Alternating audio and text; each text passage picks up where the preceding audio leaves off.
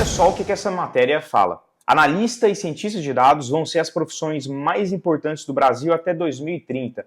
Então, enquanto a gente tem pessoas aqui que comentam que a área vai acabar, e muitos de vocês, eu sei que têm esse medo, principalmente pelo surgimento dessa inteligência artificial muito mais acessível, você vê algumas matérias como essa mostrando que a área vai ficar cada vez mais forte. Então, vamos ver mais detalhes aqui dessa matéria em específico. Então, foi um estudo aqui da Panorama das Carreiras 2023, que mostra as tendências das carreiras, e aí ao todo 33% dos 477 participantes afirmaram que as profissões de analista e cientista de dados serão importantes. Bom, a primeira coisa aqui, então você vê que foi uma pesquisa muito de opinião também, e ao mesmo tempo essa amostra aqui é questionável se é significativa ou não, e aí comentam sobre profissionais especializados em saúde mental, inteligência artificial, machine learning. Então assim, a gente está vivendo um momento de transição nessa parte de machine learning, de inteligência artificial em geral. Isso, obviamente, vai criar uma impressão, está na moda, é um tema que está na moda, então as pessoas vão ter uma impressão sobre isso, mas é muito difícil a gente saber o que vai acontecer. E aí eles comentam, inclusive, sobre habilidades essenciais. Muita coisa que eu concordo, porque é uma questão de opinião, como a gente comentou aqui, só que a gente tem que tomar um certo cuidado, ou porque elas são tendenciosas por um viés político, ou porque realmente o pessoal não tem ideia do que está falando. Nesse caso aqui, eu diria que não é que ela está completamente errada. Eu realmente acredito que a área de análise de dados tem um futuro muito grande, e principalmente no Brasil, em outros países, que eu vou chegar nesse ponto aí. Por que alguns países como o Brasil, onde a mão de obra é muito mais barata do que Estados Unidos e em vários lugares da Europa, por que esses países vão ter uma tendência grande nessa área aqui de dados e em outras áreas também relacionadas à tecnologia? Mas então vamos lá. Aqui eles mencionam também que as habilidades técnicas mais importantes aqui vão ser o conhecimento da inteligência artificial, 48%, seguida de análise de dados, 40%, análise de negócios, 26%, gerenciamento de projetos, 23%, programação, 23%, cibersegurança, 23%. Eu vejo isso daqui com bons olhos, a gente sabe, isso não é novidade para ninguém, que a área de dados ela está muito conectada com a inteligência artificial, e a gente não sabe exatamente quais serão as novas funções que vão surgir por essa demanda da inteligência artificial. Tem, por exemplo, uma função nova que algumas empresas já estão contratando, que é uma função que verifica o texto que foi gerado pela inteligência artificial, corrige, porque a gente sabe que tem muitos erros ali. Além disso, a pessoa que a gente chama de engenheiro de prompt, que é a pessoa que vai trabalhar com o prompt ali, ela vai escrever as coordenadas para o ChatGPT, por exemplo, para gerar o melhor resultado possível. Então tem algumas funções que vêm aí dessa tendência, e a área de análise de dados, por sorte e talvez por coincidência, está conectada com várias coisas da inteligência artificial. Até mesmo porque a base do ChatGPT, a base de ferramentas de AI, ela vem da análise de dados, através de machine learning, através do uso histórico ali de dados, para gerar aquele resultado que a gente acha incrível na hora que vê alguma coisa criada pela inteligência artificial, seja um vídeo, seja um texto, seja uma foto. E o estudo lembra que há outras virtudes importantes para o trabalho nesse século, como habilidades comportamentais, isso não é novidade para ninguém também. E de acordo com os entrevistados, a inteligência emocional, 41%, é o fator mais relevante. Então não é muita novidade aqui, a gente sabe que tem que haver esse equilíbrio entre o lado técnico e o lado comportamental, principalmente agora. Eu diria que em 2030 a coisa vai estar muito mais intensa, essa parte comportamental vai pesar muito mais. O último vídeo aqui do canal, eu falei a minha opinião e a tendência que eu tenho visto falando com empresários sobre o que está acontecendo nessa parte, nessa migração de trabalho remoto. E o tanto que as pessoas às vezes estão se enganando, estão entrando na área, começam a trabalhar de forma remota, achando que vai ser mil maravilhas, que não vão precisar fazer reunião da mesma forma, não vão precisar trabalhar esse lado comportamental da mesma forma, e é pelo contrário. Então, esse trabalho remoto, ele te força a criar outras habilidades relacionadas com o lado comportamental, que vão ter que compensar essa não ida para o escritório. Porque você vai ter que, se você quer crescer na carreira, existe um lado, sim, comportamental que você vai ter que trabalhar, querendo ou não. Então, se você quiser crescer, tem esse lado comportamental que você vai ter que ver. E se você trabalha remoto, mais ainda, porque existe uma tendência, não está nem muito claro o que você tem que fazer para chamar mais atenção. Um exemplo que eu dou nesse vídeo é, numa reunião de 6 pessoas dentro de uma sala, você lá apresentando, é muito mais fácil que você tenha a atenção dessas pessoas virada para você, do que se você estiver apresentando para 6 pessoas ali remotamente. Porque as pessoas às vezes estão em casa, estão fazendo outra coisa, estão com janela aberta ali de outra coisa no computador, e acaba que elas não prestam atenção em você. Então o que você tem que fazer para compensar essa falta de atenção. É mais ou menos essa migração que teve do marketing tradicional, offline, para o marketing online. Então as coisas começaram a intensificar, o número de produtos aumentou, a concorrência aumentou, e isso vai acontecer também, já está acontecendo na área de dados ou em outras áreas, com a tendência do mundo remoto. Por quê? Porque várias pessoas elas passam a trabalhar em outros países, que é aí onde eu quero entrar, que é a oportunidade para você, que é um bom profissional, e eu fico otimista com isso, porque o brasileiro em geral, eu já morei em 3 países diferentes, e o brasileiro em geral trabalha muito mais do que a maior parte do povo que eu trabalhei de outros países. Então o que acontece? Entrando já nessa tendência que eu vejo de análise de dados no Brasil crescer, então o comportamento que a gente viu acontecendo, por exemplo, na Índia, onde eles contratam desenvolvedores, porque o custo por hora lá é muito mais baixo do que, por exemplo, nos Estados Unidos, sem pensar que nos Estados Unidos um programador ganha aí, dependendo do lugar que ele tiver, se estiver na Califórnia, numa empresa dessas grandes, ele ganha entre 150 mil a 300, 400 mil dólares por ano.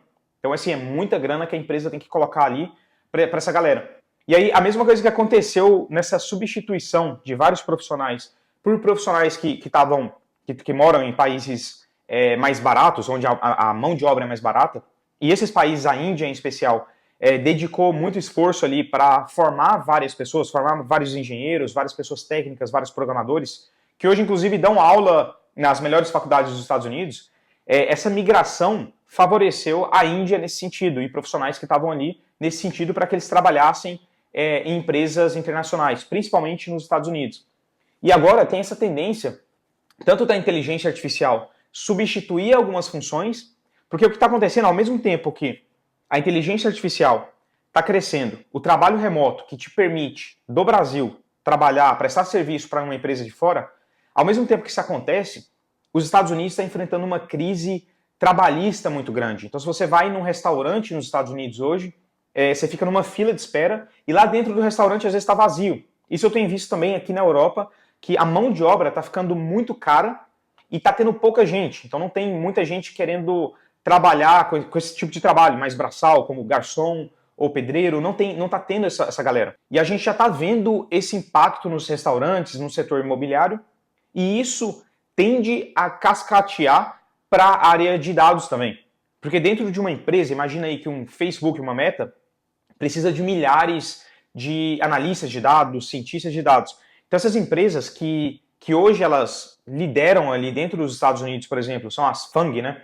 Eu já falei sobre isso aqui num vídeo, são as maiores empresas de tecnologia. Você percebe, inclusive, que essas empresas, elas ditam as regras na bolsa de valores ali, quando a gente pega o S&P 500, que é hoje o índice mais importante do mundo ali, que pega as 500 empresas mais relevantes dos Estados Unidos e tenta ver uma tendência ali na bolsa de valores. Então, se você tira esse pequeno grupo de empresas, as FANGs, você acaba perdendo até ali o rumo que a curva ali dessas ações vão. Então essas empresas elas mandam no S&P 500. E o que acontece? Essas empresas, praticamente todas elas estão envolvidas na inteligência artificial e todas elas trabalham com análise de dados. Então está tendo uma tendência e todas elas contratam fora dos Estados Unidos também. Então 2 coisas estão acontecendo. A reestruturação de como esses profissionais trabalham, desde o programador ao analista, cientistas, engenheiros de dados. E para piorar, muitos profissionais que trabalham com dados ou com programação estão se sentindo uma estrela, porque teve um pico de busca por essas áreas, elas estão na moda. E assim, eu sei que talvez você se sinta ofendido aí se é o seu caso, mas isso é passageiro. Se você assiste aí vídeos de YouTube de programadores, de analistas, cientistas de dados, você vai ver que, cara, a maior parte dessas pessoas se comportam como se eles fossem únicos, se as empresas realmente precisassem daquele profissional específico e só servisse ele. E assim, isso tende a acontecer no mercado, se você olha historicamente, algumas funções elas ficam em alta, depois caem e tudo mais. Então a gente está numa época de alta por alguns anos aí, dessas funções mais sofisticadas, digamos. E eu sei que isso vai contra a opinião de vários influenciadores e pessoas que falam sobre o assunto em geral, que trabalham na área em geral, e aí elas estão agora forçando as empresas, botando uma pressão para elas trabalharem de casa, forçando essas empresas, botando uma pressão lá para trabalharem menos horas por dia. E aí o que acontece? As maiores empresas do mundo, nesse segmento que contratam esses profissionais, elas estão envolvidas. A Microsoft, por exemplo, ela é dona do ChatGPT. A Google está investindo em inteligência artificial. E a Tesla tem lá inteligência artificial no meio do carro. Então, assim, todas essas empresas, a Meta também, todas elas estão envolvidas nessa mudança de como trabalhar. E ao mesmo tempo que está tendo essa migração, essa tendência das maiores empresas utilizarem mais inteligência artificial, não só isso, mas investirem e criarem a tecnologia, ao mesmo tempo que isso acontece, aquilo que eu comentei sobre a mão de obra da Índia tende a acontecer também. Com o trabalho remoto, isso aumenta ainda mais. Você não precisa trazer agora um indiano ou brasileiro para os Estados Unidos para trabalhar nessas empresas. Você deve conhecer alguém, ou talvez seja o seu caso aí, que mora no Brasil e presta serviço para empresas americanas ou europeias. Isso está acontecendo cada vez mais, principalmente em funções técnicas que a pessoa consegue medir o seu trabalho e também você não precisa estar ali no escritório o tempo todo. Então, já que está tendo uma pressão interna nos Estados Unidos do pessoal trabalhar de casa, não querem nem ir no escritório, e aí você vai ver o escritório lá da Meta, tem vários vídeos aí na internet mostrando como é que os escritórios que eles investiram tanto lá, como é que eles estão recentemente. Estão vazios. E aí, já que a pessoa não está indo no escritório, qual que é a diferença de eu contratar uma pessoa lá no Brasil, que é muito mais barata, e vai reclamar muito menos, não vai me processar, porque as leis trabalhistas nos Estados Unidos, em alguns aspectos, acabam ficando piores do que no Brasil. Talvez não as leis em si, mas o pessoal lá tende a processar as empresas e processar tudo. Tem uma tendência muito maior disso acontecer. Na Europa nem se fala, então. Então, essas empresas começam a contratar pessoas de fora. Isso já aconteceu na parte de programação há um tempo, com a Índia e tudo, mas era mais caro, porque você tinha que trazer o cara. Tem acontecido com call center, que é uma função relativamente mais fácil de substituir. Então, assim, as empresas já têm testado call centers em diversos países do mundo. Inclusive no Brasil, o Brasil tem call centers que prestam serviço para outros países. Não tem tanto assim quanto a Índia, porque o nível de inglês do Brasil não é tão forte quanto o da Índia. Então, lá eles prepararam algumas estruturas que conseguem cobrir outros países. E para o brasileiro isso é excelente, porque o salário é muito mais alto do que o salário no Brasil. Mesmo que você não chegue aí, vamos falar aí de um salário, uma base que tem nessas empresas para um cientista de dados, vai ser ali por volta dos $200 mil por ano, que dá mais ou menos aí uns R$1 milhão por ano. Olha só, é muito difícil no Brasil você ter um salário de 1 milhão por ano. Então, mesmo que você ganhe metade disso, para um brasileiro é muito vantajoso prestar esse tipo de serviço. Então, a minha opinião simples e direta é: aproveite esse momento. Você que está entrando ou já entrou na área de dados, se você tem que aprender, veja aí as áreas que você tem que melhorar, o que você tem que aprender aí para conseguir se encaixar nessa tendência. Talvez seja a falta do inglês. Então, a gente sabe que hoje está muito mais fácil aprender uma língua do que antigamente. Pela internet, de graça, você consegue aprender. Se for um assunto interessante para você, a gente pode, inclusive eu posso trazer algumas dicas, porque eu tive que aprender meio que na tora aí, tanto inglês quanto espanhol, eu tive que aprender para sobreviver. Então, se você quiser dicas nesse sentido, me avisa também aí nos comentários. Mas além disso, inteligência artificial. As pessoas, a gente sabe que toda vez que existe uma mudança, a gente tem um grupo de profissionais que se fecham, são contra a mudança. Então você deve conhecer alguma pessoa ou algumas pessoas que simplesmente são contra o ChatGPT. Algumas falam, vai acabar com o trabalho de um monte de gente, então eu sou contra.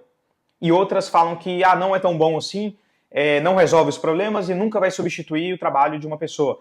Todos os dois, na minha opinião, participam do mesmo erro, porque todos os dois estão negando a existência daquilo da forma que ela realmente é.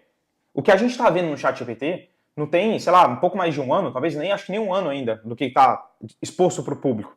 Imagina daqui 5, 10 anos. Então, assim, é muito claro para todo mundo que essa tecnologia vai alcançar muito mais coisa com o tempo. Então, assim, participe desse movimento, seja uma pessoa que está envolvida no assunto. Não seja a pessoa que está fechada para o que está acontecendo e achar que isso nunca vai substituir o trabalho. E aí, eu já falei disso em diversos vídeos, inclusive tem um exemplo lá do cara aquela função que existia, da pessoa que ia lá no poste e tinha que acender a luz do poste da rua. Depois que isso foi substituído, aquele profissional ficou sem trabalho. Mas talvez alguns daqueles que estavam envolvidos ali na mudança foram os profissionais que ajudaram a implementar a nova tecnologia e tudo mais. Então você entende o que eu estou dizendo aqui. Então, assim, aproveite, veja quais são as falhas que você tem como profissional, quais são esses buracos ali no caminho que você precisa preencher para conseguir atingir isso. E talvez, já que a gente está falando de trabalho remoto, trabalhar para empresas no exterior, por que não ter isso como um objetivo? Praticamente toda empresa nos Estados Unidos está no LinkedIn, na Europa, eles utilizam o LinkedIn para recrutamento. Então comece a trabalhar esse marketing pessoal, comece a trabalhar essas ferramentas que você tem que desenvolver para chegar mais longe. Então pode ser língua, pode ser habilidade comportamental, pode ser habilidade técnica. E falando em habilidade técnica, quais são as habilidades que essas empresas estão buscando? Porque se você consegue uma experiência em alguma coisa que está relacionado com o que a empresa está buscando, e você consegue ver isso na descrição das vagas que estão lá no LinkedIn também, você consegue preencher esses buracos que tem na empresa de forma muito mais óbvia, de forma muito mais clara. Então é isso, é um vídeo mais para a gente falar sobre essa matéria, sobre essa tendência. Eu acredito nisso. Eu não sei se vai ser a maior ou a segunda maior, a terceira maior profissão ou tendência lá em 2030, porque eu não sei o que vai acontecer com toda essa mudança. Em um ano, mais uma vez, já criaram funções novas. Mas o que eu sei é, até na criação e na manutenção desse tipo de ferramenta, o trabalho do analista de dados, do cientista de dados, do engenheiro de dados, é fundamental. Então sim, eu vejo muito futuro na área, só que eu vejo também uma mudança muito grande, pessoas ficando no caminho, e não vai ser o seu caso. Você sabe por quê? Porque você está inscrito nesse canal ou está se inscrevendo agora. É isso. Tem alguma sugestão de assunto que você gostaria de ver aqui? Deixa nos comentários. O vídeo foi útil para você? Deixa o gostinho aí. Se não foi, deixa o dislike para eu saber o que é útil, o que não é para você. Meu nome é Danilo, seja muito bem-vindo ao canal Carreira Analítica. Um abraço e até o próximo vídeo.